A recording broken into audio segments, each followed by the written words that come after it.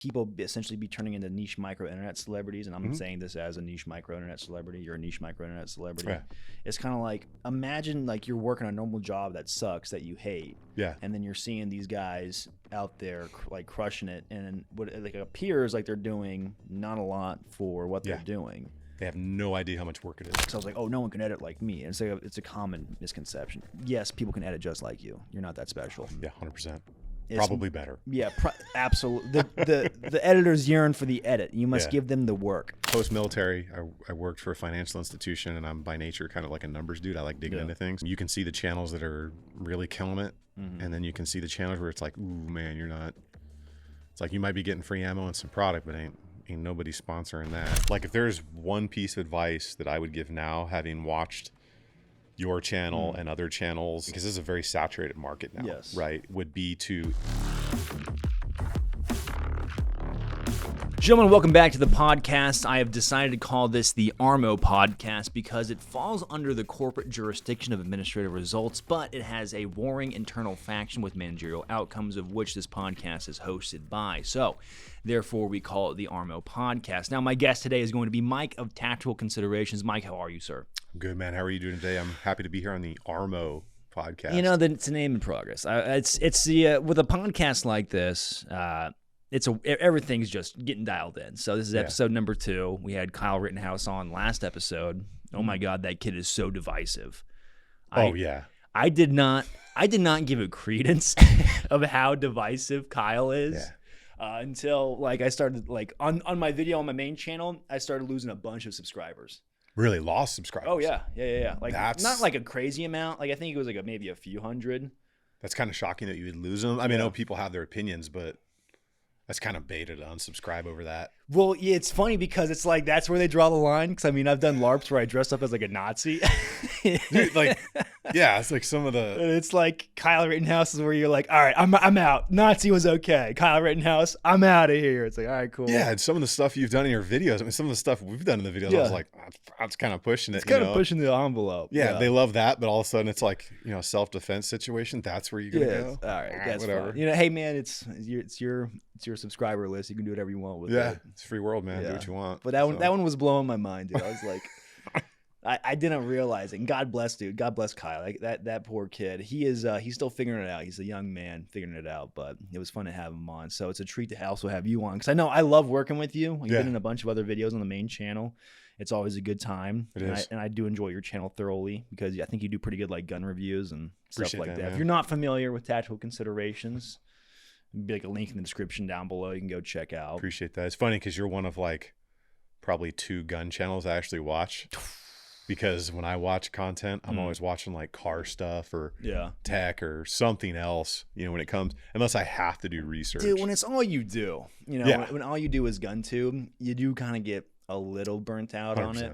And I feel like I've been kind of feeling that a little bit more lately. And I want the entertainment aspect of it. Yeah. That's where you come in with like, it just cracks me up, some of the stuff you do on camera. That and like the segments, it just kills me, man. Well, I love the idea of like entertaining the audience. I love trying to find like a good skit to roll. Yeah. And then it's like the info, I can always just like research the info. Infotainment, man. Yeah, that's the way to go. It's like I grew up watching the military channel or the history channel. It's like the top 5 weapons. And you have like these nerds on camera. Who they never shot the guns they're talking about. Do you remember the one that's like the Steyr AUG? And it's like showing the military footage and you have like these nerds that are like, no, the Steyr AUG came out and it really was innovative with a bullpup. It looks like that dude, was it the Air Force colonel? It's like, now I'm going to fire it on full semi-auto. It's like, bro, you even held a gun these before? Nerds aren't even touching the gun. They're just getting like interviewed in a documentary format. Like, it's like, get out of here. Yeah, it's kind of interesting, but. That'd be a good video. I'm probably going to make a video talking about those because they were pretty formative, like at least for me. Because like, you're what? How old are you? I never tell anybody that because people don't know how old I am. And when I talk about things I've done, they're like, there's no way you've done all that. And I'm like, no, you got to be like, you're like 40 something? 44? 45? Yeah, I'd be 45. Dang. That's the first time I've ever told anybody how old I am. Because when I talk about the things I've done, most people are like, dude, you're like 30. There's no way you've done all that. I'm like, bro. I just missed Somalia when I was in the Rangers, man. Like, I just missed Somalia by a couple years, dude. Yeah. So you were in the Rangers in 94? No, like I just missed it. Like I was in high school. Right? Oh, so, dude. I missed it by a few years, right? Yeah, because I know you were in the Ranger Battalion. Yeah. One I can't remember which one, but like Second bat. The only bat. The only battalion. Hey, buddy, you claim it. I can't claim that. All my third bat friends are gonna kill me. And I think you were in like the just before the turn of the 2000s. Yeah. So, well, I went in the Army September '98, right after high school. I took the summer off. Military was one of those things I always wanted to do. For me, it's kind of like a rite of passage. Like to me, I thought that everything that my family had gotten from America, you can trace my family back to the first boats, right? So to me, it was one of those things where I thought I owed the country some service. I had watched Somalia and some other things on the news, had some family in the military, and super pro America and pro military family. And I was like, okay, this is something that everybody my age should do, at least for a few years. And after seeing Somalia and some things that were going on in those years, I was like, yeah, you don't get away with that. So went in as a normal infantry guy. I don't know, maybe a little bit less than halfway through basic training. A couple people approached me and a couple other guys and were like, how does being a Ranger sound, dude? I'm like, dude, saw those guys on TV. Pretty awesome. Saw the commercial. They didn't have a spot, but if you're offering one, I'll take it. Yeah. So I got offered the chance to go try out. It was RIP at the time. It's actually called something else than RASP now, I think. But it's Ranger Indoc program. Went through airborne school, went through RIP, did my special operations medical, and right to 2nd Ranger Battalion, man. Dang. Got lucky, super lucky. I was all the right kinds of stupid, and I was pretty physically fit. Yeah. So I did pretty well. Yeah. They're like looking at you like, this guy looks like an Uruk-hai. We got to get this guy in. He doesn't look like normal orcs. He looks like an Uruk-hai. Yeah, I had the white hand. Yeah. I was like, Yeah. Whom do you serve? Second bat. Yeah, exactly. And that's how it was, man. Like when you're in that life, and most special ops guys will tell you this, when you're in that, no matter how long you're in that life, you are in that life. Yeah. And it consumes you. Everything from your gear, your weapon systems and training. I got leadership positions very, very quickly. Because just there was a big rotation around that time, and it was pre-GWAT. So we're talking pre-2001. Yeah. I became a team leader really quick. I went to Ranger School really quick, which is, people often confuse Ranger School and Ranger battalions. Ranger School, the gold tab, 0 to do with special operations. That's a military leadership school that even females can go to. The Ranger battalions, the scroll, 1st, 2nd, 3rd battalion, and the headquarters, that's the actual special operations units. And I think I went to Ranger School in like 6 or 8 months after being in BAT, which is fast. Normally guys at that time are waiting over a year. Graduated True Blue first go each phase, or got to go each phase on the first time through each phase. Came back, graduated, caught up with some of my buddies who had failed a couple classes before me. Caught up with them, graduated first through. Came back. Took a team, and then my squad leader got hurt, and all of a sudden I was the weapons squad leader. Nice. At 20. Jeez. Yeah, that was a burst of reality, bro. I knew like less than nothing. Yeah. And now they have leadership spot. Yeah, and weapons squad leader is technically second under at that time the platoon sergeant, which obviously they're not. They're going to put somebody else in that knew what they were doing, because at that time we had an amazing leadership structure. Like I can't say some of their names because of what they're doing now and what they've done, but some of those people that were my leaders are with tier 1 units now, or have retired at tier 1 units. One of them retired as sergeant major out of 1st Ranger Battalion, guys that were my initial leaders. And we got to do some cool stuff.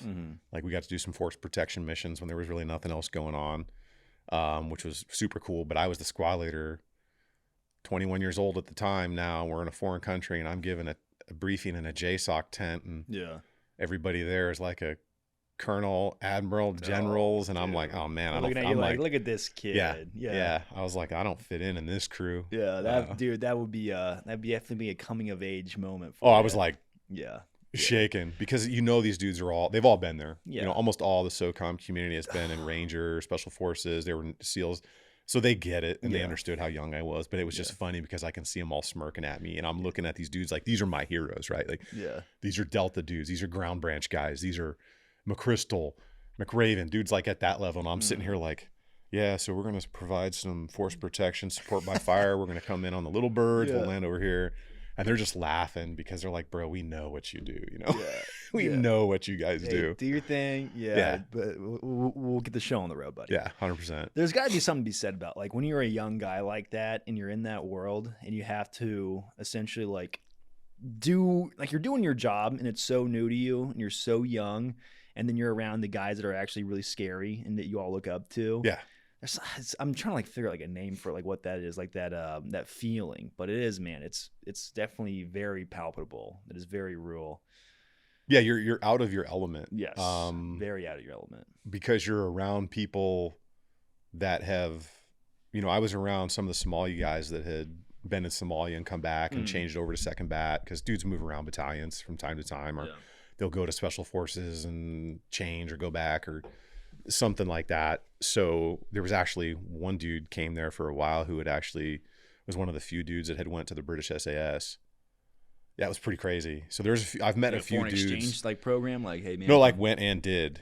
Okay. Right. So there's the different special operations units are very different, how they operate and do things. Like take Delta CAG, right? Which doesn't exist. They're like, I think still the only special operations tiered 1 unit that will take, if you're a Navy SEAL, you can try out. You're a truck driver in the regular Army, you can try out because they're looking for a specific profile that nobody knows what it is but the instructors there. There's one dude who was like a game and fish warden and then post 9/11 was like, I want to go be a Delta dude, and tried out and made it. Like he's done a podcast out there. No kid. Right? Like his info is out there, like crazy stuff because they're looking for a very specific profile mentally, physically, your ability to speak multiple languages, all these different things. So that's one of the few things where you can cross over, but you'll get dudes occasionally that will go and they'll work with the SAS for a while. They'll go and they'll go from a SEAL team to Delta or something or one or the other. It's very, very rare, but that happens. That's kind of cool. It's kind of like the tact or what would it be, like the military service world's like elite NFL draft kind of vibe. Yeah. That's what it kind of feels like. It's like you have these really awesome soldiers and they're all getting cross-pollinated amongst different high tier units. It's kind of a cool thought. Yeah, 100%, because you're always going to work together with those guys. So my first deployment where we were doing a force protection was my first few months in the battalions, like wide-eyed, stupid, didn't know anything, and I'm literally cruising around and I'm talking to a guy that I'm just calling him Sergeant because I don't know what he is. He's not wearing a uniform. Turns out he's a ground branch guy, and he's like, bro. Now, real quick, what's ground branch?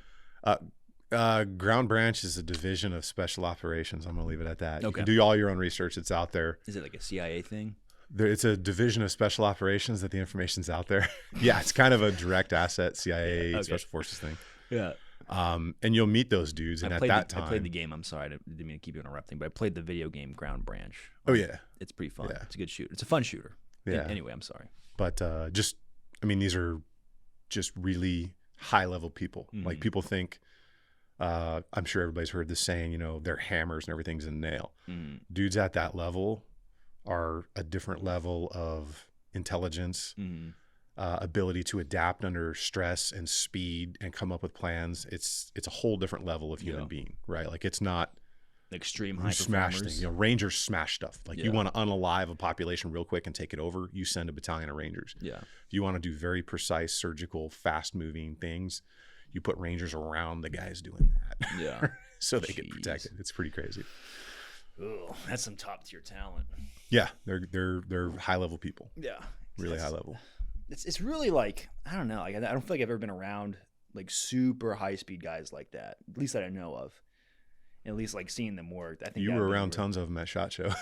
Well, yeah, they're just pretty low key. Most of them don't go around. Well, they're not like working how they would be, right? They're just like doing their SHOT Show thing, right? And I missed this year, by the way, but yeah, I would assume a bunch of high speed cool guys at SHOT Show. Yeah. But yeah, it'd be fun to see them work and just kind of see like like when you watch, like I keep bringing it up, but like the NFL and you watch how fast those guys are. Yep. It's like an NFL team would like wipe the floor with the best college team, Oh, 100%. And so it'd be really interesting to see like the high performers, what they're capable of. And it's just like, it can be mind numbing. Yeah. Like, and I'm years out, right? Yeah. Like I've been a cop for almost 17 years now. Yeah.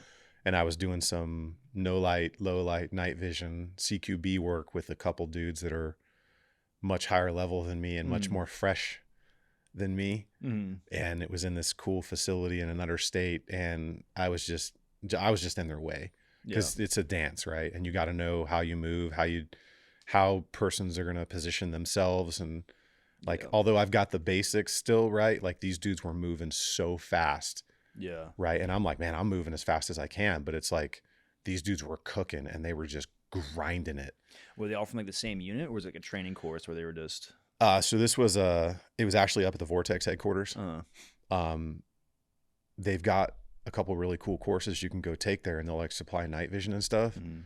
But when they found out, we were up there doing an event, but when they found out there was me and then there was an actual former major from Special Forces who had run Sephardic, right? So what's Sephardic? Special Forces. So you have Special Forces Target Interdiction course. Yeah. So it's like their I can't act course. like I know. I have to ask. Yeah.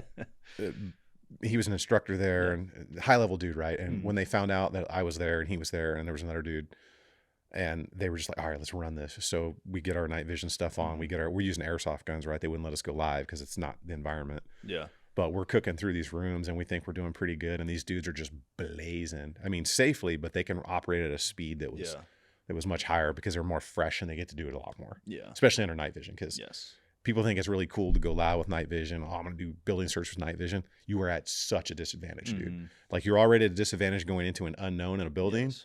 Now turn the lights out under night vision, even worse. Yeah, like I look at those and I'm like, oh man, we don't have to go under night vision, do we? Because I've done that and it's like, it's very dangerous, right? Yes. Unknown structures. Okay. Yeah.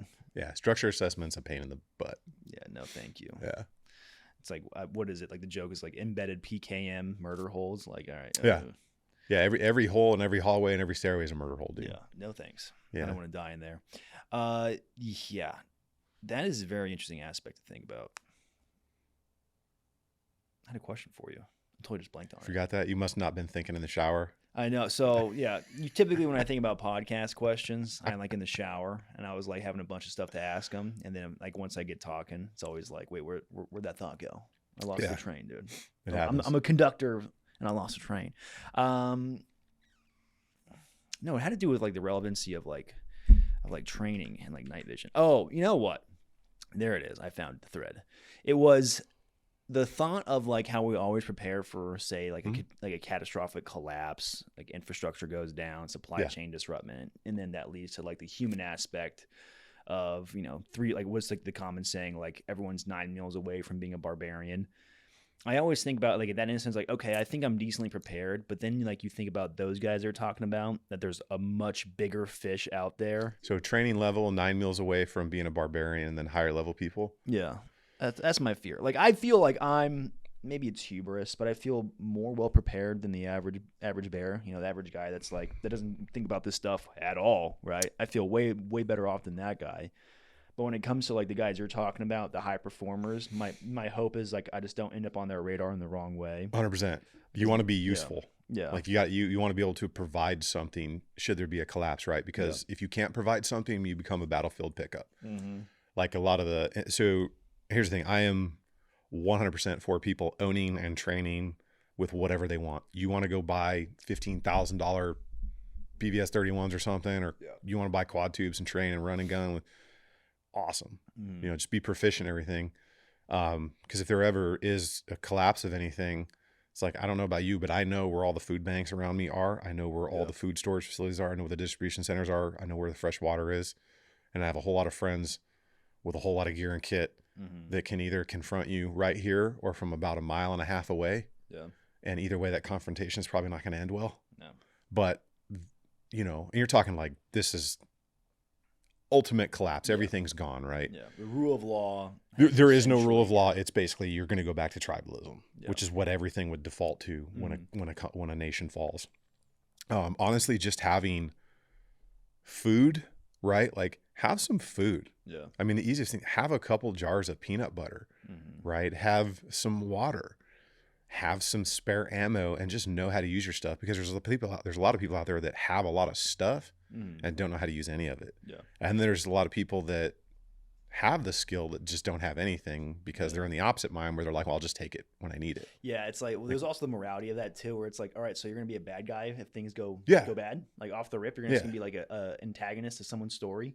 Yeah. It's kind of like, I get where you're thinking, like, oh, there's no rules. I'll just take what I need. It's like, hey, there's still kind of like a morality to it. And if word gets out that you're the guy going around taking stuff, chances are people want to come together and maybe stop you. Yeah. And you have to rebuild Yeah. at some point. You have to have a community because you can't do it alone. It kind of blows my mind when guys say that. I'm like, you realize like there's morals and ethics to this, even if there's no rule of law. It's like your reputation. There's still humanity. Life or death. Yeah. You know, if you're the reputation of being the bad guy, guess what? You're gonna be hard time sleeping at night because karma gonna get you. Yeah, karma's gonna get you. Karma gonna get you. It's like, I'd rather be a good guy and then maybe I get shot in the back than have to be some villain. It's like I can live with myself, you know. Yeah, and the thing is people will always band together. Bad people will always band together. Good people will always band together. But there will be extreme violence. There will be extreme chaos and extreme death. Like most supermarkets will be out of food within 72 hours. Societal collapse will occur within 7 days, right? Like it will happen faster than people think. Yeah. And people just don't take a lot of things into account. And I think about it just enough to have food, water, and the appropriate amount of ammunition to carry and the appropriate weapon systems to defend myself up close and from a distance. Yeah. That's right. About right. And be comfortable in those skills. Be able to take a 1,000-yard shot. Yes. Right. And it's not hard. And I think everybody should know how to run and gun with pistols, with rifles, and with distance. There's something to be said about knowing enough. Like my fear personally is you don't know what you don't know. So like I may think that I have this competency, but it's never been put to the test, right? Yeah. I was just a beat cop for 2 years, but you know that like cop work like that isn't like running gunfighting. It's a lot more like static, like you're holding on someone or you're holding on a building. Yeah. It's not like a heat shootout. So it's that's like my worries is like, am I truly up to snuff? I guess I'd find out one day if anything happened, but I feel like the false sense of security is what my fear is. Yeah, and that's huge because most people's frame of reference is movies. Yeah. Or watching documentaries or something. And there's an easy way to fix that because I was kind of the same way and I thought I knew all these different things, and it was probably in my late 20s where I started to figure out how much I didn't know. Even though I always kind of understood that, it really started to hit home, especially when I started doing things with much higher level people. Yeah. It's like Brazilian Jiu-Jitsu. You go train with someone that doesn't know what they're doing, you feel like I'm a king, I'm a black belt. Yeah. And you go and you train with someone who knows what they're doing, and they're a purple belt, and they wipe the floor with you, and they weigh 80 pounds less than you. Yeah. So there's a fix for that though. Even something as simple as Airsoft or Paintball will let you know really quickly what it's like to go through fast moving, chaotic environments like that, because you're going to get hit. Yeah. And those things let you know you got hit, especially when it's up close. Yeah. And until you do that, then you realize you slow down. Like you really slow down and start to discover what you were missing when it comes to structure assessment and actually moving through buildings and doorways, because geometry gets you killed. Yeah.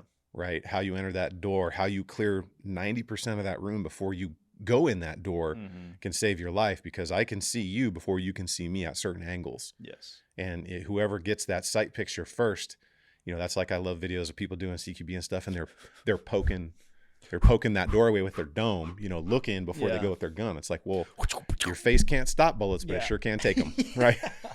Hey, buddy, you're going to have a bad time. You're going to have a really bad time. You're going to get your wig pushed back before you even get in the room. Dude, social media CQB versus like real life CQB, at least the stuff that I did in the law enforcement world, is so much different. Yeah. Oh, yeah. Different world. It's like they're all going so fast, and it's like, dude, in cop world and CQB, it was all like super slow. Yeah. You're scanning like every inch as you're pieing, and it's so tedious. I remember like a buddy of mine, while we were on patrol, we had to there was an open door call at one of the private school campuses in my sector, and he was the only guy available. So him and I had to clear an entire school. Yeah. And it's like, that took probably a few hours. Yeah, it'll take hours. And there's always a meth head under a pile of trash or something. So it's like you can't pass anything by. No. And like I was thinking about like, okay, because I was young at the time, like gun ho. I was like, okay, I could bring my rifle, a 16-inch rifle. And he was like, hey, dude, you're not going to want that. Yeah, you're going to want that pistol. You're going to get cooked after a while. Or an SBR. He was right. I got cooked even just using a handgun because of just how long you're in there for. Yeah. And remember, there's the evolution of tactics, right? So the 90s up through mid-2000s, a lot of lessons were learned in blood, man. That blow and go dynamic, kick the door and everybody rushes in, get as many I remember that being said to me the first time I was in the shoot house going live was get as many muzzles in that room, putting rounds in there as fast as possible. Yeah. And a lot of that started to change because those lessons were learned in blood, right? Like dudes started coming back from overseas and we're like, hey, no, man, we're doing things differently now. Like, and that trickles down through SWAT teams, law enforcement, and the more and more dudes that got out and started coming back from, you know, groups and tiered units that started teaching law enforcement stuff, that the tactics made a drastic change. Yeah. Right. And that's good because it ultimately saves lives. So. God, CQB is terrifying. I'm happy you brought up like paintball and airsoft because I love those. I think they're a blast. Like I love playing paintball. It's a very good learning tool, and a lot of guys write it off because you're like, oh, it's paintball. It's like, you're just playing a game. It'll let you know where your deficiencies are when you're going up against someone that knows what they're doing. Paintball. So I love playing paintball, especially for like the arena aspect of it because to me it's way more fun than airsoft in the arena. But I think like for milsim stuff, airsoft is like king. Yeah. Because it's like you can actually start rocking stuff. You're not worried about like the paint messing up, and then the guns feel way more realistic. Yeah. Like you can get cloners of like Mark 18s that are airsoft guns, and they're like heavy, and you can clone your real rifle setup like 1-to-1. It's pretty cool, man. Like even if you don't want to drop the coin on like your actual optics and lasers, they sell like knockoff optics and lasers that are actually pretty decent, at least for airsoft. And then you can run nods. You know, if you go to an event that's like a nonstop 40-hour event. You're out there with all your kit, and then it's like, all right, sun's going down. You better get your night vision setup ready. You throw your nods on, hook it up. And that's right. You did that whole thing with Milspec and all those guys. Yeah. So I've never done one of those. If I actually would kind of like to. Dude, they're really fun. They're really fun. I'd be the dude that I would just bring like the RPK and the sniper system, and I would just dig in.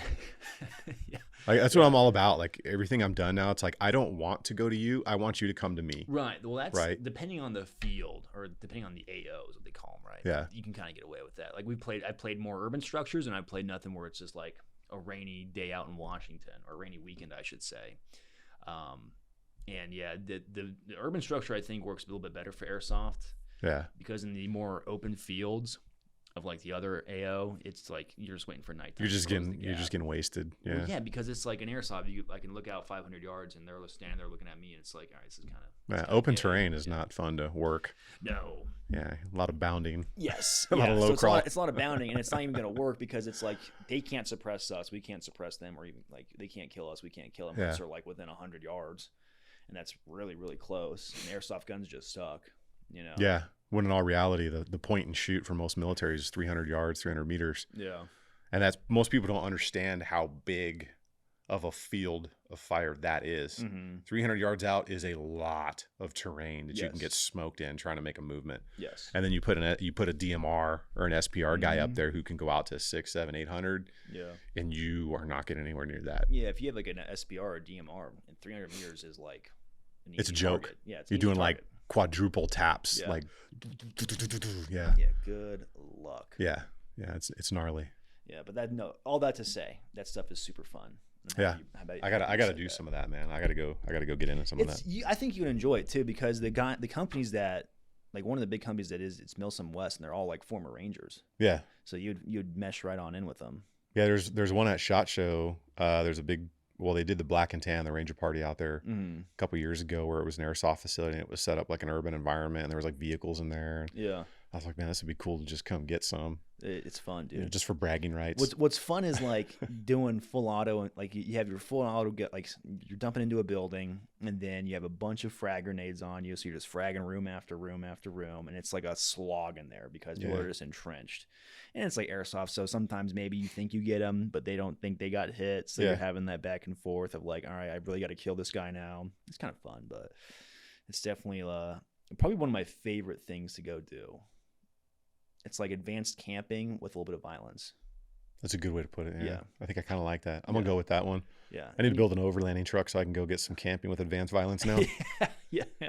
That's pretty much it. Yeah, it's a good time. Oh, that's good, man. I like that. Dude, and then they have like, sorry, I'm going to keep going. And then they have like tanks that are rolling around too. Yeah. Like they'll have like armored vehicles and like armored carriers and Humvees rolling around the entire time. And you're like, this is actually pretty freaking nuts. They don't have a Milsim Javelin now? They don't. I mean, kind of an interesting aspect, especially with all this stuff going on, because they'll like war game a storyline based off like current events. So it's like with what's going on in Ukraine, it wouldn't make sense if they had some sort of like Javelin system. Like I was actually one of the first people certified on the Javelin. Go on. Yeah, I'm rambling about Airsoft. Let's hear about your Javelin story. Yeah, no, I was. So when you go to airborne school or whatever, since I was late, I got offered in basic training to go try out for the Rangers. So I had to start a security clearance. Yeah. Right. Well, we were halfway through basic training. So go to do the medical. They take all my information. They go to do the top secret security clearance because you're going to a tiered unit now. Well, it was taking time. So I'd already gone to airborne school and graduated, and I was waiting for, I think it was like 2 weeks. They're just waiting for your confidential security clearance to come through so you can go to the indoc process. So in that time frame, they were like, well, you guys got nothing to do. And the captain that was in charge of it, Captain Rock, was in charge of the company at airborne school that I was in. Name. Right. Yeah. Well, my sergeant in the battalions, my second sergeant was Elias. Right. Sergeant Elias. Sergeant Elias. What is that yeah. Like from the it was one of the Vietnam era movies. I forget the name of the movie. Is it the one? No. Okay. We'll come back. Yeah. So they sent me to Javelin gunner school, which was actually pretty cool because, you got to see the first iteration of the firing system and the solutions and do all the ID. And it was pretty interesting because that was, right when they were coming out. Yeah. Never got to fire one live, but yeah, it was kind of boozer. Yeah, that kind of that kind of sucked. So, I mean, they definitely work. Oh, yeah. They definitely Those things are gnarly. Although there were a lot of failures. Really? On the first one, because the way that those tubes launched back in the day, it's a fire and forget tube, but your computer system stays with you. Yeah. So you attach tube, don't thump it. They go out on like a compressed CO2 that launches the actual rocket out, and then the rocket takes off. Yeah. So occasionally you'd see a and it's like the dude's running from the mortar tube. Yeah. Yeah. Like, and dudes are running. Oh my God, dude. How'd you die? I got blown up by my own ordnance. Those things only launch like what? How many feet do they launch from the tube? It's not very far because it thumps out and then it kind of takes off like that. I want to say it's like within 20 feet. Yeah, so you probably it's close, dude. I forget. It's been a long time, but it's close, dude. God. Yeah. Yeah. Your asshole sent through your nose. Gets splattered. Dude. Yeah. What year did you get out? End of 2001, early 2002. I was on terminal leave. So yeah, I got right as the GWOT was kicking off. I was on my way out and then eventually had to have back surgery because I had a pretty gnarly parachute incident. We were doing an airfield seizure, burned in on the runway and collapsed my L4, L5. Oh. So got a nice scar about that big on my spine and got out. And then I went and did some private company work and finished up college. And then I was like, man, I got to do something else. I can't do this business stuff anymore. So and then enters the PD. Yeah, got 2006 got hired on with the department I work for now, and I've been there ever since. Dang. 2006. I think I was like, you're like just getting out of high school. No, dude. I think I was like 10 or something like that. My audience knows how old I am now. Yeah. I got some gray showing up in the beard. Yeah, so. Dude, I have bad news. You're an old man. I'm not young, but the thing is, I've not ever lost a foot pursuit, and I've not lost a gunfight yet. So I feel like I'm holding on pretty well. That's true. Yeah, you don't want to mess with this guy. I'm not saying I'm not gonna mess with you. But I realize now that's why I'm like all about distance now, because I'm like, man, I just don't want to do it up here anymore. Yeah, I just don't want it from me to you. I want it like I want to handle it out there. Yeah, get a little space, get a little thinking time, a little moving time. Yeah, 100%. Yeah, keep those knees fresh, dude. So one thing I was curious about with you of your, being 45, you got what, like 20, less than 20 years on me, and so. What was your perspective, and then what guys are going through now, both like the military, the culture, and both like law enforcement, the culture? How much, because I would assume it has. How much do you think it's like softened up? It's not even close to what it was. Really? I've had friends that were training NCOs and everything, and they've completely changed standards. Yeah. On everything, and anybody that tells you or whatever leftist publications like, oh no, the standards were the same. They were not. Mm. If you look it up, there's people were given extra additional times to pass, extra additional opportunities to stay in a school, to graduate something for a political means. Mm. The military was never meant to be the social experiment thing that it's turned into now. Yeah. And that was an Obama era thing. That was kind of the left's big push to use the military as a social experiment, because that was like the last bastion of masculinity or whatever. Yeah. As far as law enforcement goes, same thing. Really, really political. Yeah. The mental health stuff is just off the charts, man. Like I remember probably the first 5-6 years I was a cop, like if you went to one mental health or suicidal subject call like every other month or something, you were like, Jesus, what's in the water? Now it's like 5, 6, 7, 15, 20 a day. Oh my God. Like it's off the charts. It's like that and domestic violence are like your number one calls, and they're also the ones that are most probable to end violently. And it's just been softened up and softened up and softened up, and standards lower, whether it's, lowering the standards to get more people to apply, lowering the standards to keep people employed. There's no physical fitness standard anymore. The shooting quals are, I literally have done it with no sights on a gun before, like no optics, no iron sights. Yeah. If you can shoot anywhere decent, the AZ post is not hard. Yeah. So it's completely changed both politically and, quality wise. And to give you like an idea, I think when I got hired, there were it was close to 2,000 applicants, and there was one spot. Wow. With the department I applied for. Now you'll have 50 spots, and if you get 20 people even past a background check, fire has gone to a regional hiring now because they can't get enough applicants. Firefighters? The firefighters, man. The dudes that are paid to eat, sleep, and work out. No Yes, way. they have gone to a regional, multiple East Valley agencies and stuff going to a regional thing because there's not they used to have 10, 15,000 applicants. Now they get 200. Dude, firefighting was like the dream job for a lot of guys. It sounds like it, man, but there's behind the scenes, there's a lot, man. Those guys, it's a lot of death, dude. They see a lot of death. And the cancer levels off the charts, dude. And they do get run ragged. We joke around, the hose draggers paid to eat, sleep, and work out. But I know stations where those dudes don't get sleep. Yeah. Like those dudes will grind for 20 hours because it's just call after call after call. Yeah. Right. And it's like they do mostly medical work. Yeah. Right. So the fire departments are always going to have somebody on the ambo. So anytime there's a medical run, the fire department goes. So those dudes are getting just run ragged, man. I remember seeing a structure fire, and those guys were moving and so excited to get a structure fire. Yeah. Like they were stoked. Because they never get them. They never get them. They had a pep in their step. Yep. Like they were all about it. They were slinging those hoses around. They were like moving. Like they were being athletic. Like compared to how I usually see them when they're like, especially working graves. Yeah. They're showing up to a medical call. They're like, all right, what's up? All right, let's look at the leads. No, when they get the good ones, man, they grind. And I'll tell you this, the ICS, the incident command structure of fire, those dudes are top notch. Those battalion chiefs, they will get there and they will control and run a scene very, very methodically and very well. If they're good. I mean, there's obviously ones that suck in the chain of command. There always are. But the ones that I've seen, man, they grind and they absolutely know what they're doing. They control scenes so well. I didn't realize that fire was hurting. I thought it was just like the law enforcement world. It's pretty much anything that has to do with emergency services, dispatchers. I mean, it's for the past couple years especially, it's just been crazy, dude. Do you think it's a lot of that ties back into like the politics leaking into a field like that, where it's like, hey, the sensitive, woke politics, like you can't say this. I think that's a lot of it. Yeah. But you also just have the fact that people just don't want to work anymore. Like everybody I talk to that owns a business, machine shop, weapons manufacturer, or any employees don't show up.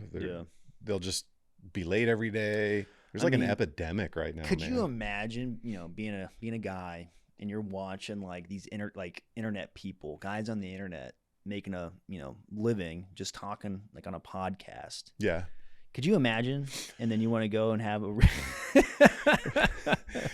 No. Well, yes, now, but if you'd have told me even 5 years ago that I would be doing the tactical considerations channel and stuff, or that it would even be semi-successful, I would have called you a cheat scoundrel and a liar, because I didn't know how to use cameras. I am not artistic at all. And I don't like, for the most part, doing camera work and stuff. Like that was not my thing. But somehow it happened. Right. Well, hold on. We'll get to that in a second. But I do legitimately think like the internet, especially with all like the short form, like people essentially be turning into niche micro internet celebrities. And I'm saying this as a niche micro internet celebrity. You're a niche micro internet celebrity. Yeah. It's kind of like, imagine like you're working a normal job that sucks, that you hate. Yeah. And then you're seeing these guys out there like crushing it. And what it like appears like they're doing not a lot for what they're doing. They have no idea how much work it is. This is, I mean, it's definitely, I'm not trying to like say like, oh, good job. It's a lot of work. There's definitely a lot of work that goes on behind the scenes, but to be fair, any work I do, I like doing, and I'm doing it for myself. 100%. It's not like I'm working an hourly paid job that I hate to be there and I just can't wait to go home. So it's like, that to me is not that big of a deal. And I think it's like, how like, it's almost like a demoralization of like the workplace in that sense. And then it's, I think what a lot of times too is like, I don't know what's going on, but I feel like in certain places I felt like a really bad, like just customer service from businesses too. Yeah. Oh yeah. Like, absolutely. Not like nothing to do with like the firearms industry. Like just going out to like, certain places, they just like, even if you go to like a fast food place, they're just like quality 100%. Of service of like having any what semblance of like a decent persona is not there. Yeah. People just don't have pride in their work. And I talked about this in a recent video, just across the spectrum, like you said. And I get it. I mean, my first job outside of working for my father's construction company, I got called a pearl diver. You're a dishwasher. I was making $4.25 an hour to wash dishes at an Italian restaurant, and I was happy to do it. Yeah. And then they made me a cook, and then they made me a pizza guy, and then you're in high school, it doesn't really mean much then, but you need to learn how to like, eat some shit a little bit. Yeah, and that's and then literally, prior to that with my dad, I was fixing people's toilets. Yeah. Because he controlled hundreds of rental properties for an agency that he was responsible for maintaining. So I was the kid that walked around and replaced all the flappers and fill valves and pipes and valves and everything under your sink and your kitchen and your bathroom. And that taught me honest money and the value of hard work, and that you can move up, because every time I learned a new skill, I got paid more money. We've unfortunately en masse had the past, couple generations where we've coddled people a little bit too much, in my opinion, and made life too easy. And then when hard work comes, it's like their mind breaks. They can't take it. Whereas me, I'm like, okay, well, it's not the worst thing I've done. It's not the thing I want to do, but this will get me to the next thing I want to do or whatever. So that's kind of how I've thought about my jobs in the past. It's definitely, they're making an argument. If you're like having a poor performance at work, you're starting to make the argument for yourself of like getting replaced by AI robots. Yeah. Well, maybe you won't screw up my fast food order if it's a robot doing it. Right. And it's like, I haven't got one recently. I don't eat out much. And then the past several times I have, they didn't get it right. So I was like, it's not, this isn't that hard. Yeah. And you simply just put the food together. Yeah. There was a list. All you had to do is check it. Just check the list. You go through But those guys are busy. I don't want to throw shade. I mean, I've worked in the restaurant industry, and I know how chaotic and busy it can get. Yeah. And chef. I've burned people's food before, so I get it. Right. I'm not saying like, I'm just asking you, if you mess up, you got to come out and be a little nice. And I feel like even if they don't have that, it's like, dude, what are you guys doing? You just got to say, hey, sorry, we messed up. It's like, all right, cool. No problem. Yeah. I mess up all the time. So. Yeah. It definitely is like escaping all that normal job, thanks to YouTube, has probably been like the biggest gift of my life. Like, well, it's because you enjoy it. It's super rare, I think, as a man. And like, because your whole existence as a dude is pretty much like to suffer and provide for like your family to some capacity. And when you get to do something that you love and provide while doing it, that to me is kind of like defying the laws of nature. So like, it's absolutely crazy that we get to make YouTube videos about guns. It is, man. And it was like the first video I did with you on the FALs where I was Trotsky. I was like, when we were done, I was like, that is the most fun I've had in a very long time. Yeah. Yes. Which is cool because we were just out there having a good time and making a video. And I'm like, that's pretty cool. But again, the back end of that though is all the work. Yes. It's like the camera stuff happens for a couple hours, and then there's hours of editing. There's hours of comments and business and set up deals and how do you get product. Dealing with folks, dealing with your people that you're working with, and managing personalities. There's a lot that goes into it. I mean, it's crazy to think too. On the way over here, I was thinking like, dude, you essentially, when we go to film, you're willing nothing into something. Like, sure, you have the guns, you have the cameras, but the thing that you want to do doesn't exist yet until you go hit record, and then you put it all together and you make a video. Like, I know it sounds like kind of cheesy, but it is kind of wild that you have to like do all this.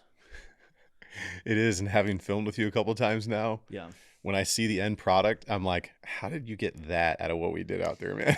It's crazy. Just me in the shower, dude. It's just me in the shower. Like the past couple videos that I was in with you, I was like, I don't know what you're gonna do for that video, man, but I don't even know if that's gonna work. What did we film? And then I watched the video and I'm like, that was really good. Like, that was really good.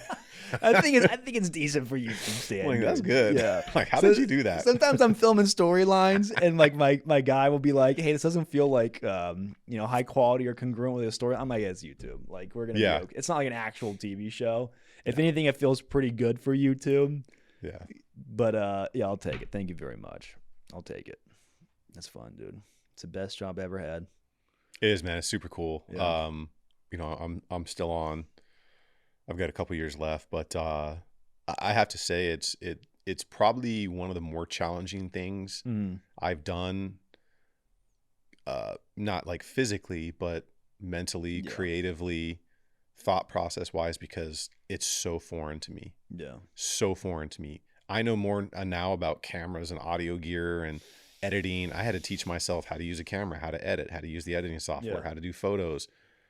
Like, I was drinking through a fire hose, man, but it's so rewarding to watch one of my first videos where I look like an orange goblin because I was using a cell phone and the colors are all off and the audio is terrible, to watch something that I can do now, because I put together videos that are pretty basics, like, because that's what my audience like. They don't like the videos you do are like these crazy cinematic, like entertaining thing. And I can do that now, but it's like my audience kind of just wants the meat and potatoes. They're like, and I've even had them say that, like, oh, that's cool, man, but like, I just want to know about the product and if you would actually use it. And I'm like, totally get it, man. I was like, but I want to have some fun, man. Oh, dude. I want to have some fun. I still get comments on my channel. They're like, this guy didn't start talking about the gun until this point. I'm like, hey, dude, let me do my skit. Let me have this. If you're wanting like meat and potatoes like that off the rip, you got to wait. We got to do a little appetizer. No, but you definitely do a great job at that. And it's so like, I think one thing is the audience likes to see the evolution of quality in a channel. I think it's a little bit weird when like a channel comes out of nowhere and it's super high quality off the rip, because then there's not like, just from a consumer standpoint, it's like, okay, this guy's giving YouTube a shot. All right, let's see how he does. And then, all right, a few months down the road, oh, he's getting better. Oh, he's getting better. And it's like, you're kind of rooting for him because you found a guy that you like, when he's small. And then it's like a new startup band and he gets better and better. And it's like an indie band. Yeah, it's like an indie band, And your audience knows. They're like, oh, I can tell you got a new camera. Yeah. Oh, I can tell you got new lighting. Yeah. They know. Yeah, oh yeah. Like the second I started using Rode or Sennheiser mics or something, they're like, hey, the audio, man, what'd you buy? Yeah.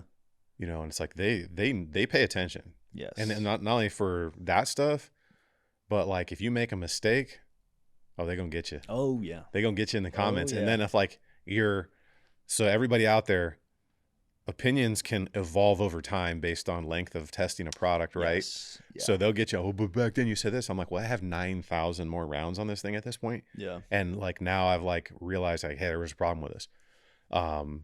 Because I've always been the person that's like, oh man, love Daniel Defense. And then I bought a couple more of them recently, and then I was like, I don't love Daniel Defense so much anymore. Oh, Daniel Defense is gonna get mad. I just got their gun back. It's still going interesting. I'll put it that way. Yeah. I'll have the video out pretty soon. Yeah, it'll be a good video to watch. Definitely a lot to it. It's so funny that you say like the opinion changing, and it's like, and you're an evolving person too. So it's like what you discover may change down the road, of course. I think the audience really appreciates that. And I do love upgrading stuff for the audience themselves. Yes. Like I love to try and get the production quality as high as I can. Yeah. At a reasonable like production rate, because it's like in theory with the cameras we have, we could be making like quasi movies. Yes. We probably need some better lenses. I've got $40,000 worth of camera. Yeah. I mean, it's like I think I would need a little bit better of a lens for what I have to really get like the cinematic, like anamorphic look, whatever you want to call it. But it's essentially the same camera body. So you can start filming movies with what we have. But the problem is all the time that would go into making a movie. And then the editors and the videographers. Yeah. And it's so I've been testing a couple people like we've talked about. And I was just on the range with the other one day before yesterday. And the rig he was using was like, I thought he legit stole a Hollywood rig and brought it out to the range. And I was like, dude, did you bring everything with you? Yeah. But when I saw the footage, I was like, this guy's going to work out. Yeah. But he ain't cheap. No. But I want to give my audience something better because you're on a tripod. There's only so much. I can film things and cut scenes to make it look like there's a videographer and add camera shake and change the camera angle. Looks like I'm running and then it cuts to this scene. Yeah. But it lacks that feel that someone's actually there. Yeah. And when you get somebody to do that for you, it's so much better. Yeah. Like it just makes the quality of it better. You know what I talk about, and I'll probably talk about in the future, but even just getting an editor too, it makes the process so much more fun of making YouTube videos because I'm sure like you, I used to edit all my own stuff. Yeah. And so it's like you go film, or you spend a few hours, hours filming, and then you come home and now you have to slog through all the footage. You have to edit it. And it's like the magic of what the end product is totally gone because you've watched yourself say the same thing over and over and over for hours. When I got an editor, it was like, the magic of making a YouTube video is way more fun. Yeah. Because I go film, I'm like, all right, man, have fun. And he comes back, he sends me a video of like the finished product or like a rough draft, and we go through it. And then it's like way more fun because then it's like, okay, I get to see what you came up with because you're matching like a previous style I had. Because it's like, I was worried about losing my touch of the creativity. But then I realized I was like, dude, they're a level up. They add to the creativity. They are so good at what they can do compared to what I can do. Yeah.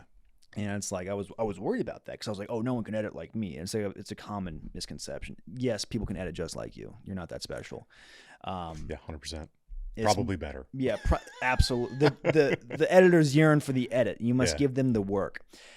And so when I got that back, dude, it's like it's way more fun because now it's like the magic is there. You get to watch it, and you're not like burnt from doing all that work.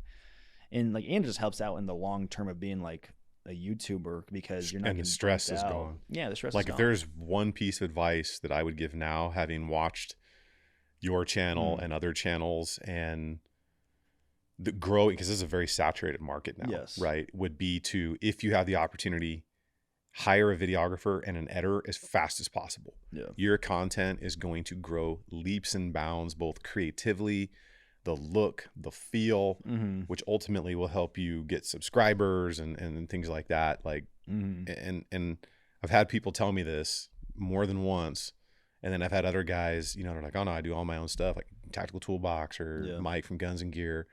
But it now that I'm doing it, it's just a huge stress relief, and the end product is just so much better. Well, they can focus all their energy on it. Yeah, you still have to run a business, your brand new business, and they can just focus their best level of energy on it because you're delegating that task out. Now you can focus more on whatever else you want to focus on. Yeah, I need my BDE for the filming and the deals, and their BDE is for the editing, right? Yes.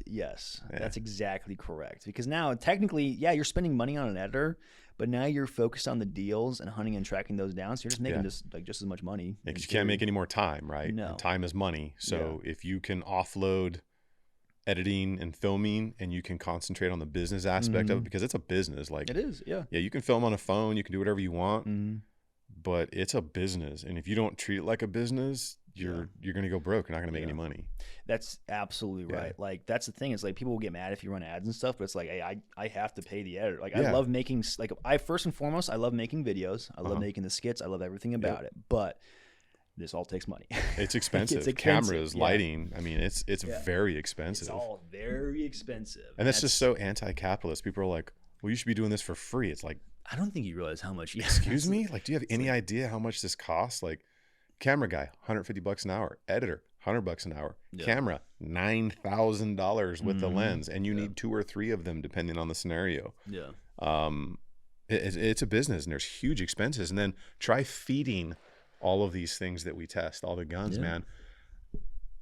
I mean, I'm burning sometimes 8,000 rounds a month. Yeah. That's a lot of money. I think I was making losses like my first 2 years. We'll see what Yeah. this year is. We'll see what this year is. Yeah, and that's the thing. You're probably going to take a loss, like Yeah. unless you're a channel that's just got some serious backing. Mm-hmm. But that's the other thing that a lot of people don't understand, and sometimes the marketing guys don't understand either, is just because a channel has 1 million subscribers doesn't mean it's profitable. Yeah.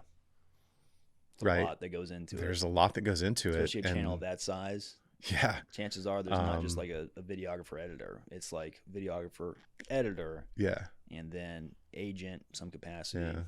That's like the, channels that grew on shorts. They got 1 million subscribers with 60-second or less videos, but then like they do a regular length video and it gets like 3,000 views. Dude, I'd be so mad if I had a channel that had 1 million subs and I was only getting like a few thousand views on my long form content. I've been doing a lot of research because post-military, I worked for a financial institution, and I'm by nature kind of like a numbers dude. I like digging into things, and I can see all that. All the analytics are out there. You can just take a look at it, and you can go on Social Blade, these different things, and you can see everything. And you can see the channels that are really killing it. And then you can see the channels where it's like, ooh, man, you're not. It's like you might be getting free ammo and some product, but ain't nobody sponsoring that. Right? Or that's going to be very short-lived because there's no return on investment, because ultimately the company wants some form of return on investment. Yeah. Like if they're going to provide you thousands of dollars a month in ammunition, you better be able to drive traffic to their website. Yeah. Right. And if you can't, that's just a business. Like that's capitalism, right? Yeah. If I was independently wealthy, I wouldn't care. Yeah. Just do everything on my own. But unfortunately, that's just not how the world works. No, it's not. Yeah. No, it's not, dude. It's funny, dude. I don't know if I should even talk. Well, I don't care. So there's been in the zeitgeist going around, like the Leviathan circle. Oh yeah. Usually it's always like in the zeitgeist from like ever since I remember, even before being signed with them, I would see it.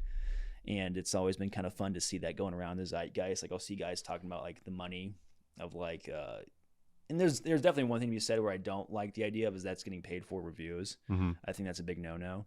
But like outside of that, I think it's like the money and the economics of like how to make money off of this, and then people kind of getting their panties in a twist because it's like, hey, this is still a business. Yeah. I mean, for me personally, I'll just say I use ads, I use Patreon, merchandise, AdSense. And affiliate links. Yeah, and affiliate links. Yeah. So those are like my big 5. Affiliate links are kind of hit and miss too. It can be. Yeah. The affiliate marketing can be really good, and it can not be so great. But again, you have to find a way to monetize, and you can't take YouTube ad revenue, the AdSense. That's beer money. Yeah. Like I don't count that as income. I mean, it's income, but I don't count it because they can take it away anytime. Yeah. So I'm the same thing, like affiliate marketing, all that stuff. Ads, paid ad deals in the videos, because that's just how you're going to live. Yeah. When it comes to a paid review, I don't care if guys are getting paid for reviews. Yeah. Right. Like there are plenty of people out there that are getting X amount of dollars to put a product in a video. Yeah. I could care less as long as you're honest about it. I think John Lovell from Aware Poet Side, another Ranger, second bad guy. He was like, oh yeah, my opinion's for sale, but my good opinion is not for sale. Right. And I was like, that is really a good way to put it, because like, I've been offered X amount of money to do a video, and I'm like, bro, just give me the rifle, give me the ammo. Yeah. Right. Whatever. And I'm glad I did, because that rifle fell apart in my hands, literally. Yeah. But I would have felt horrible, like inside, like, oh man, like, I got paid X amount of money to do this video and it's negative, but there are other dudes out there that can be very honest and stuff. And then there are other ones where everything just seems to be the best thing ever released. Yeah, it turns into a slippery slope. Yeah, right? It's everything is the next best thing. Right? Yeah, I'm like, no. Hey, no. Man, I love talking about guns and going over them. Am I going to use this gun I'm talking about in the apocalypse? Probably not. Yeah. I like showing it off because it's fun. I find this stuff interesting. Yeah. But it's like, dude, this isn't like the latest and greatest. There is something like you're saying about like, I still worry about the paid review, and I still don't like the idea of, hey, we'll send you money just to have the gun on the channel, because then there is that dynamic of like, all right, well, they sent me money. What I wouldn't mind if it was written up in contract, I think, because I even thought about this too, is like, because I get hit up a lot now. Oh yeah, I've seen it. Yeah, I've been there. Yeah, I'm sure you know. Standing right next to you, I'm like, And it's like, okay, hey, we want to send you, You need a product. to take that money. Yeah, it's like, we want to send you a product, make a video, and it's like, listen, first off, you just have another AR-15, like it's another AR-15 build that your company is, and it's like, I love the AR-15. Yeah. I just don't care about yours. Okay, I'm sure it's awesome. I'm sure it's great. Dozens and dozens but of no them. one else cares. It's just another. It's like the gun's great. I'm sure it's awesome. Yeah. Like, it's, what am I gonna say? Like, okay, cool, like.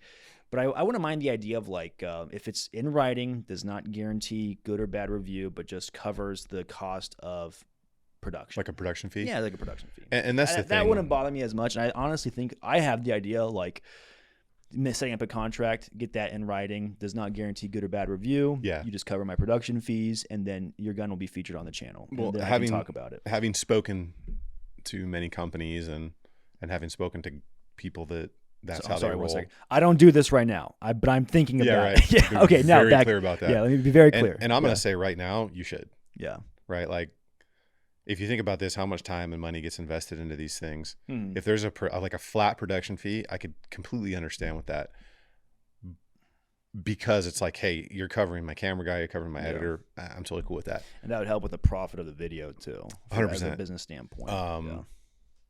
And my understanding is, knowing dudes that nothing goes on their channel unless it's paid for. Mm-hmm. That's pretty much written in there. Like, we're not paying for your opinion, or we're not paying for a whatever. Yeah. The opinion is yours, blah, blah, blah. Which maybe that's true. Maybe that's not. I'm taking them at their word. They're good people. So I'm assuming that's good. For me, it's one of the things where if it covers production costs, I think I'm pretty cool with that. I think it was like Talon Say that was talking about this not too long, because he owns a production studio now, and he was telling people, he was like, start charging people as soon as possible. Yeah. Because you're only giving away free product to the person who's sending you a $5 item to do a, $5,000 production. Right. Yeah. Whoa. Thank you so much. Yeah. You gave me a magazine extension. I'm going to do a whole 10-minute video on this. I think when I was first starting out, I was excited about the idea of that. Right. Like, just stoked. We all were. We all. And then now realize, I'm like, do not send me that. Don't give me a hat. And don't send me a shirt, or I'll burn it. Yeah. Please don't just send me what we're agreeing upon. If anything, don't send me anything at all. I can just buy it and I don't have to worry about you. I'm like, I'll buy it. No, it's like, if it's a certain cost, like, I'll just buy it. Yeah. But as long as you're remaining honest, that's really all that matters. If there's a problem, say there's a problem. Yeah. If it breaks, say it broke. If you need to do a customer service exchange, just tell the people. Yeah. Right. Because that's all people want. They just want to see the thing work. Yeah. They want to know if it's viable. Or maybe they want entertainment along with that. But doing things for free forever, I don't think is a viable business plan. It's just not sustainable.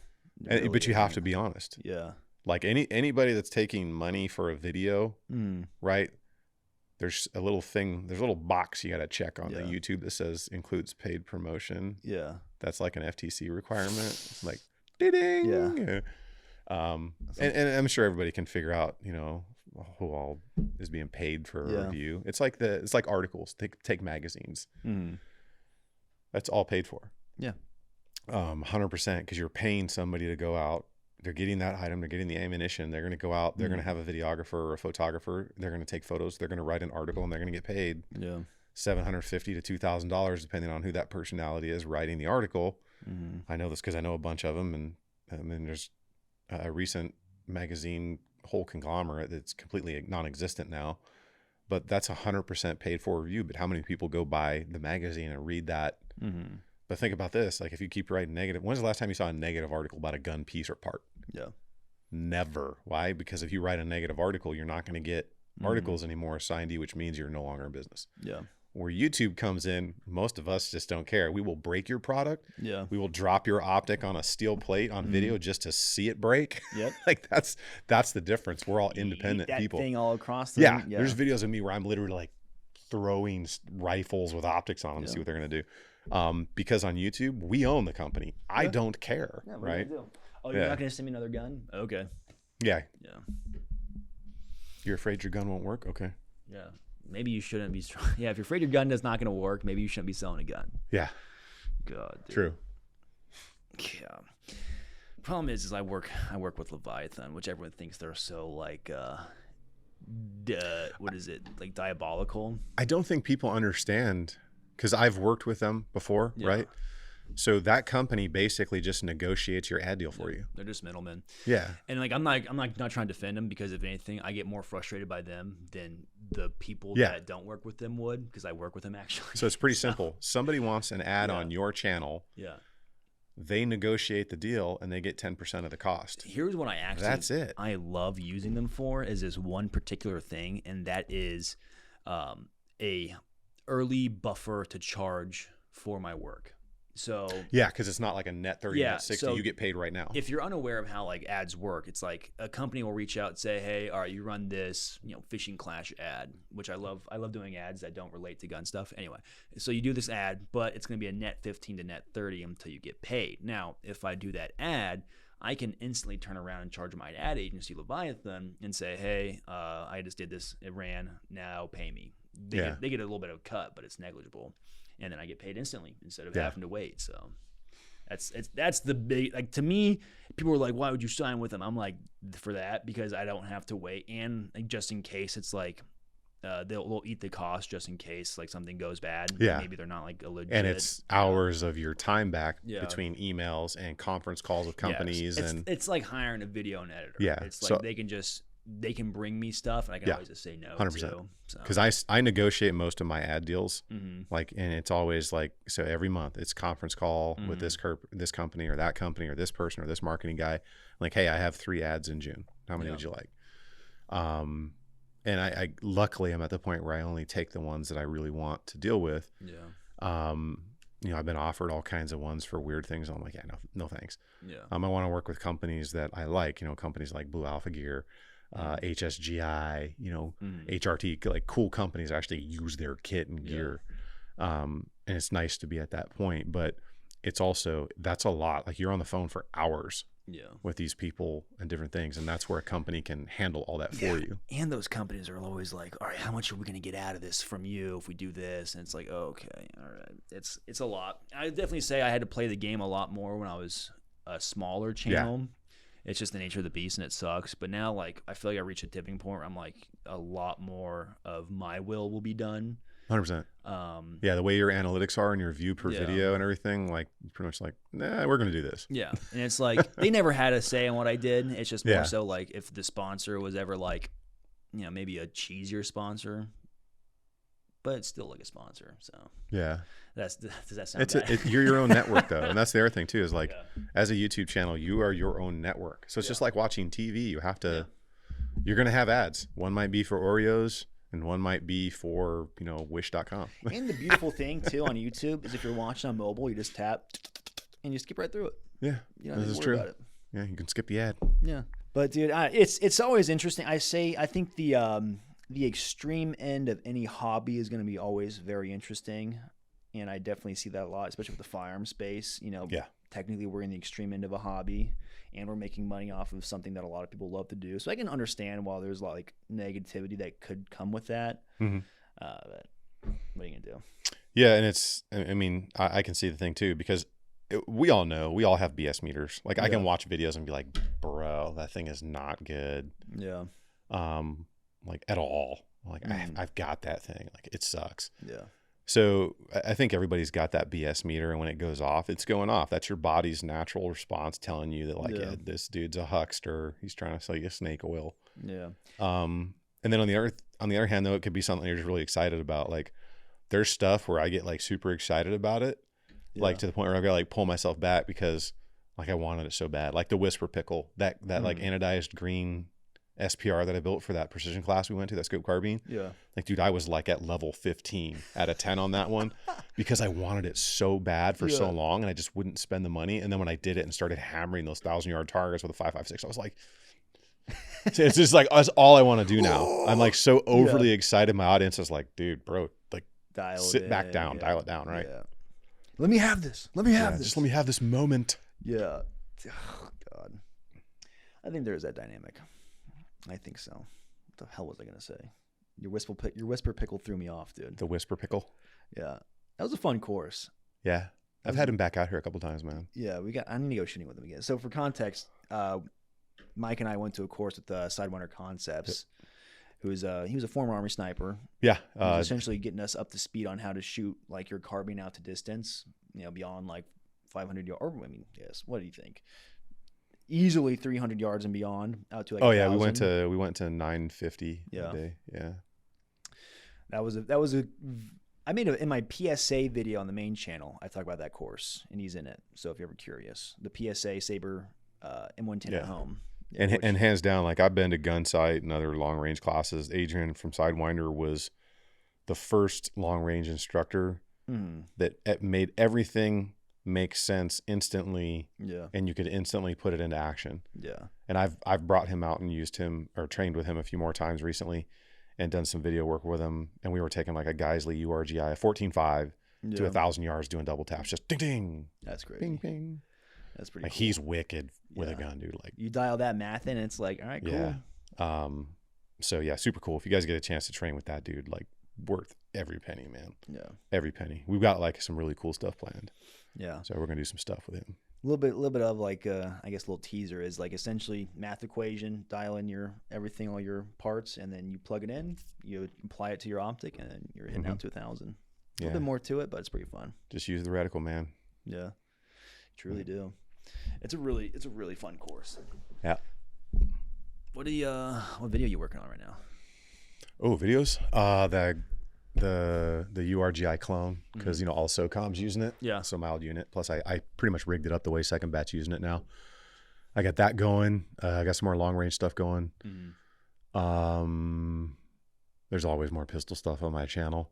Yeah. But the cool stuff is going to be like the URGI and some of the long distance stuff, because I got some big bore stuff coming. Nice. So we're gonna hammer some targets at over a mile, do some things. Nice. Right. That sounds like fun. That sounds like a good time. Wait, what big bore is it? I'll do some 338 stuff. Oh, okay. Yeah. The problem is that stuff. It's a steak dinner every time you pull the trigger. Yeah. Yeah. So no freaking kidding. You go bang and miss. And you're like, ooh. You imagine running those belt-fed 338s? Well, when you're the government, when you got those Fed pockets, it don't matter. That's true. Which have their hands in our pockets. Infinite taxing us. Yeah. Infinite money glitch. I got to let the feds in my house next week, dude. Oh, you doing FFL SOT stuff? ATF inspecting my house next week, man. Hello, ATF. Welcome to my abode. Yeah, I had to call my neighbors and be like, hey, when you see the feds roll up, I'm not in trouble. They're there for an inspection. Yeah. That's how you know you got good neighbors, when your neighbors are like, we're watching out for the feds. Yeah, right. Yeah, that's how you know you got a good community around you. Yeah. What are you going to be, what's your first machine gun build you're going to do? I don't think I want to talk about that right now. I would like to speak to my lawyer. I'd like to speak to my lawyer. I don't know. Let's just say there's going to be a lot of third hole action. Yeah. That's on the lower receiver. On the lower. On the lower. Yeah. Fair. Hey, fair. You got me there. Yeah, you don't have to talk about it. Just a little curious. I want to do a belt fed so bad, dude. Belt fed's cool. I mean, I got hundreds of thousands of rounds through a 240 and a saw, so. Well, that's one of my own personal belt fed. Of course. You know, dude, I just thought, I was thinking about this. What if we have the ultimate gun control deal, right? Where we say, all right, you have restricted ownership of guns, but you have to unlock them after upgrading all these other guns, like a video game, like going through shooting challenges. So you start off with like a flintlock pistol, then you go to a flintlock rifle, then you go to percussion. Then you go to like a breech loading. Then you go to like a bolt action. Then you get to like a semi-automatic M1 Garand. And then you get to like say an M14 or M16. Then you start getting on the belt feds, SMGs. You have to level up and do shooting competitions. It just sounds like an awful lot of restriction to me. It's like a joke I'm working on. I like the training of it. Don't get me wrong, but I'm kind of like can I buy a tank? I know. I want to be able to buy stuff. I'm just thinking like this would be the ultimate compromise. Is like the government would finally leave us alone. You just have to. No. Never, ever think the government will leave you alone. They will never stop taking your rights. I was just thinking, I was like, what if there was a video game system where we just level up our XP? Clearly, it doesn't jive with you. I'll dial in the Deliverance. Yeah. And then maybe I'll try it out on the main channel and see how it hits with the audience. Yeah. Because I feel like it's not landing right now. That's what it feels like. That's not landing. I'm stopping you. It's not okay, landing. Yeah, that's fine. We'll work on that one. That's like I've got a. All right, back to the drawing board. Fix XP level up joke. Right. Got it. I got a series I'm working on where it's going to be like a ultimate FUD denial. Ultimate FUD. Oh, FUD denial. FUD denial. Yeah. Like I did that. Fudged anyway. No, FUD. Like I did that one video where I was just dropping the slide on dozens of different 1911s. Yeah, dude, what's up with Mossad doing that? I don't know. I feel like for a bit those guys chilled out, like the older like and I don't like calling. I like to respect the elders a little bit. You Yeah, know? no, I totally get it, but 223 and 5.56 is it's built for wounding. No, it's not. I tell all those dudes they got dropped overseas. Right? Yeah. Even if you're wearing plates, you hit them in the right spot, you're just dead. Yeah, dude. I'm sorry. Like, you think you're gonna keep going? You think you're just wounded now? If you drop a 1911 hammer, a kitten's gonna die, and you're gonna ruin your sear. I'm like, okay, if your product can't take a little droppage here. Yeah. Like the old design where the extractor is smashing into the barrel right there. Yeah, there's some issues there, but modern design stuff should. I think I even saw like Ken Hackathorn talking about like you don't need a red dot or a weapon light on your pistol. Yeah, I've seen some videos like that. It's just why not? And it's like, don't get me wrong. I'm looking at the camera for this one. I love most of those guys and what they've done over the years and stuff, right? Same. But it's like there is an evolution, right? Yeah. Like the military is using red dots on everything now. Like cops are using red dots and everything. Civilians are using red dots and everything because there's a level up. I mean, you guys still know how to do the basics, right? You have to go mechanical to keep opening up that can of people. But you've got to just morph with the times. Like, is anybody still shooting, 800-yard shots with iron sights? No. Right? Like, does anybody want to go do CQB with ghost ring sights? No. I don't. No. Right? So, but, everybody's entitled to their own opinion. That stuff's not impossible to do. It's just Wheel the guns. time it takes to get good at it is not worth the time it takes to throw an ACOG or an LPVO on. Revolvers don't jam. Like, oh, really? Oh, really?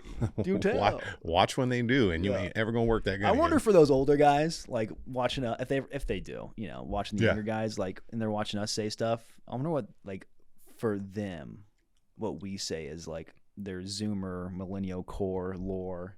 They're like, those kids get it wrong. I believe in what my mom used to say was like, kill them with kindness. You catch more bees than honey kind of thing. Oh, yeah. So I always want to massage people in the right direction. Sure. Like, oh, that red dot iron's like, hey, dude, just give it a shot with those eyes. And I've actually had people email me be like, hey, man, I'm in my 60s. And I finally tried a red. They just bought a cheap red dot. And they're like, you were right. Yeah. Like, I can see my target better. I'm shooting better groups. It's like, but those sacred calves die hard sometimes, right? That's true. That is true. But I found like massaging people into it, be like, hey, just, you start with a little bit of hot sauce, and then all of a sudden, next thing you know, you're just drowning that taco in it because it's so good, right? Yeah, that's how you get them.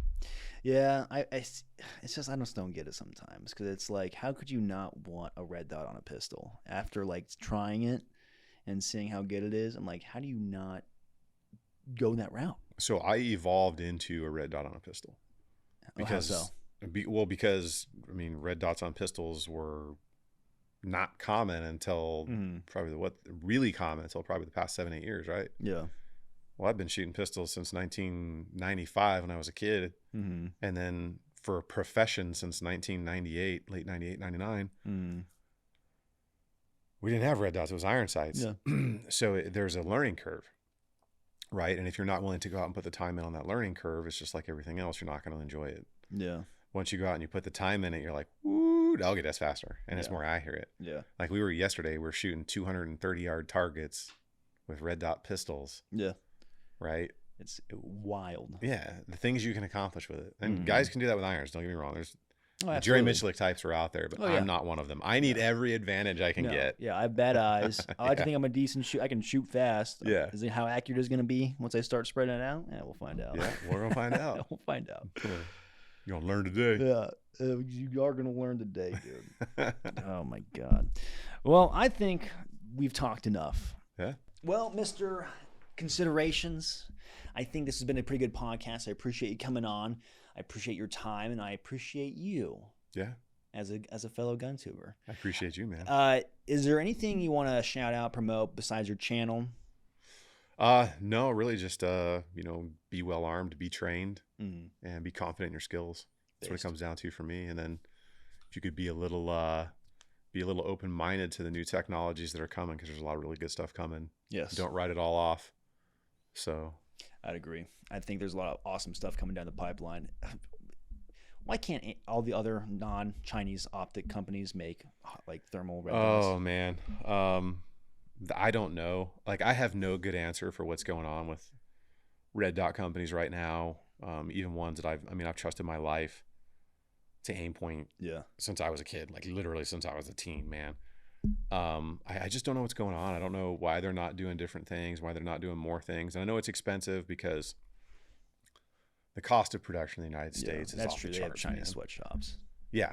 So, but add in just the cost of American workers, the cost of sourcing everything in the United States. People don't understand how expensive that is to source your materials here. You can't even get LED emitters in the States anymore. They're not made here, is my understanding. So you can get them in like NATO countries, but we don't make them in the U.S. And then to source that material, have a U.S. citizen make it, and have all those things, plus all the government regulation.